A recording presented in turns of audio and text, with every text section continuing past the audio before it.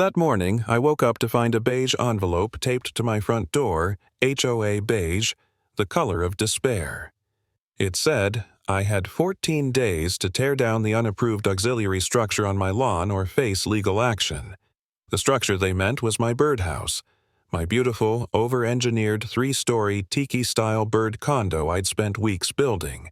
So, no, I didn't tear it down. I turned it into a full-scale act of suburban defiance. I'm Leo McMichael, 60 years old, a retired mechanical engineer with too much time and not enough hobbies.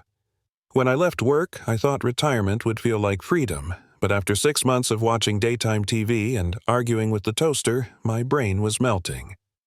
Then one day I started tinkering in my garage, and before I knew it, I'd built a masterpiece for the birds. A 3-story cedar structure with balconies, thatched roof, a little solar fountain trickling over smooth river stones. I called it the Avon Grand. It was ridiculous. It was glorious. And it made me feel alive again. My wife Sarah just smiled that patient smile of hers. "It's beautiful, honey. Maybe a little big," she said. "It's not big," I told her. "It's majestic." Everything was peaceful until Brenda Hernandez entered the picture. Brenda was the president of the Maple Creek Estates HOA, the self-appointed queen of beige. She wore matching pantsuits, carried a clipboard like a sword, and lived for enforcing the bylaws. When I saw her name on that letter, I knew trouble had arrived. I stormed across the street, letter in hand. "Brenda, what is this?" I asked. She looked me over with that condescending smirk. "Leo, it's an unapproved structure. Bylaw 17, Section C." "You know the rules." "It's a birdhouse," I said. "It's a violation," she replied, pen tapping against her clipboard. "We have standards to maintain architectural harmony." I laughed. Architectural harmony. Every house here is the same color of boredom. The only thing breaking up the monotony is that birdhouse. She gave me her tight smile. 14 days, Leo. Have a lovely afternoon. That night I sat on my porch staring at the birdhouse, the letter crumpled in my hand. Architectural harmony. She wanted it to match my house. Fine. If that's what she wanted, I'd give it to her down to the last shingle. The next morning, my garage became a war room. I dragged out my drafting tools, my old blueprints, and started scaling my house down to bird size 1/12 scale. Every window, every slope of the roof, every boring detail of my beige colonial perfectly copied. I wasn't just building a birdhouse now. I was building revenge. Sarah came in and froze at the sight of blueprints covering the walls. "What on earth are you doing?" "Just making sure it's fully compliant," I said. "With what? With architectural harmony." I needed help to build it, though, so I hired Frank, a grizzled contractor who'd seen it all, and his nephew Kyle, a 20-something with a phone glued to his hand. Kyle filmed everything for his followers, calling it Birdhouse Wars. I didn't know it then, but that camera would change everything.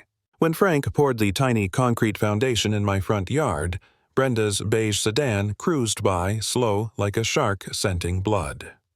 By the next morning, there was a new beige envelope taped to my door, another violation.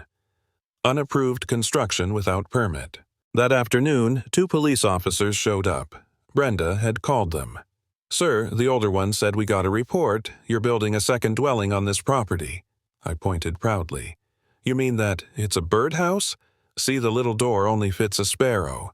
The younger cop was shaking with suppressed laughter. The older one sighed into his radio. Dispatch situation resolved.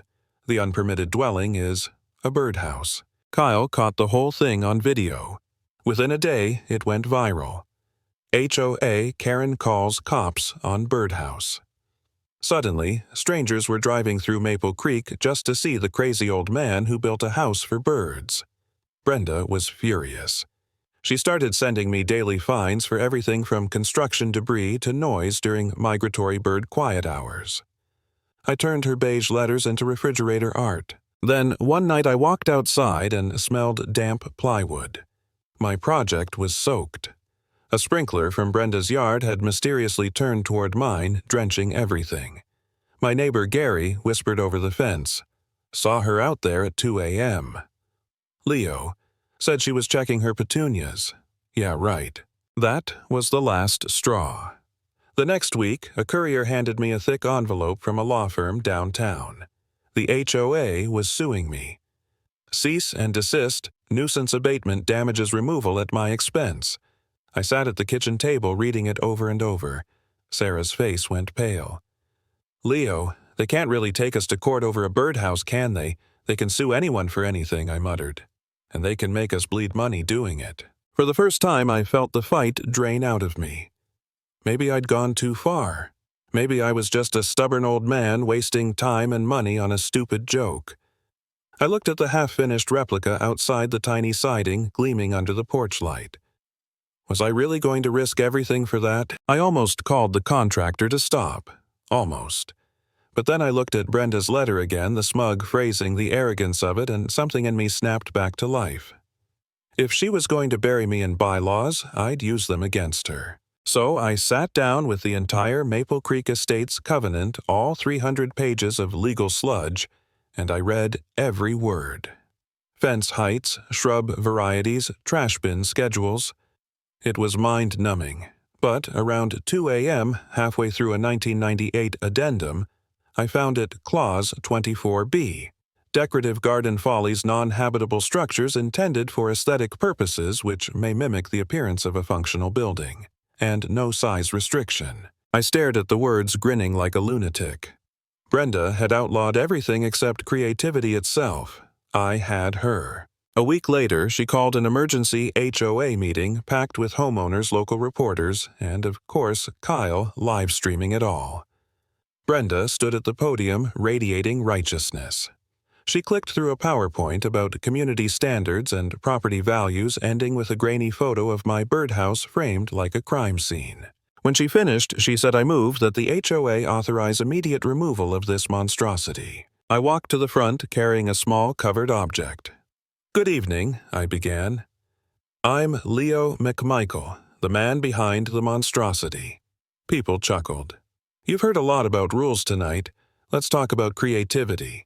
I told them about retirement, the silence, the boredom, how that silly birdhouse was the first thing that made me feel useful again. I saw heads nodding. Then I gestured toward Brenda. "She says it's an unapproved dwelling. She's wrong. It's a decorative folly perfectly legal." Frank whipped the cloth off the table, revealing a miniature model of my birdhouse. The crowd leaned in. I clicked a button, and on the projector appeared Clause 24B in giant letters. A folly is a building made for decoration that looks like something else, I explained. Mine looks like my house. It's decorative. And, as a finishing touch, I pulled out a tiny garden gnome with a fishing pole and set it by the model's front door. This isn't a birdhouse, it's a pedestal for my gnome. Any birds who move in are just tenants. For a moment, silence. Then someone laughed. Then another. Within seconds, the whole room erupted in laughter and applause. Even the news camera operator was shaking. The HOA board looked terrified. They called for a vote. 6-1 against Brenda's motion. Brenda sat frozen, her clipboard slipping from her hands. The Queen of Beige had fallen. After that night, things changed. She resigned within the week, her house on the market before the month was out. The new HOA president, a woman named Linda, started a most creative yard contest. I didn't enter, I didn't need to. The tiny replica of my house stood proudly in the yard, complete with its miniature porch light and home tweet home doormat that Frank made for me. But the real victory came one quiet morning. I was drinking coffee on my porch when I saw a flash of blue. A pair of bluebirds landed on the tiny roof, hopping around inspecting it. The female disappeared inside with a piece of straw. A nest. After all the chaos, the lawsuits, the ridicule, it was finally a home. I didn't cheer, I just sat there smiling. The fight hadn't been about a birdhouse at all. It was about not letting people like Brenda decide what harmony means for everyone else. Some people build fences to keep control. I built a birdhouse to prove freedom still fits in the yard no matter how small.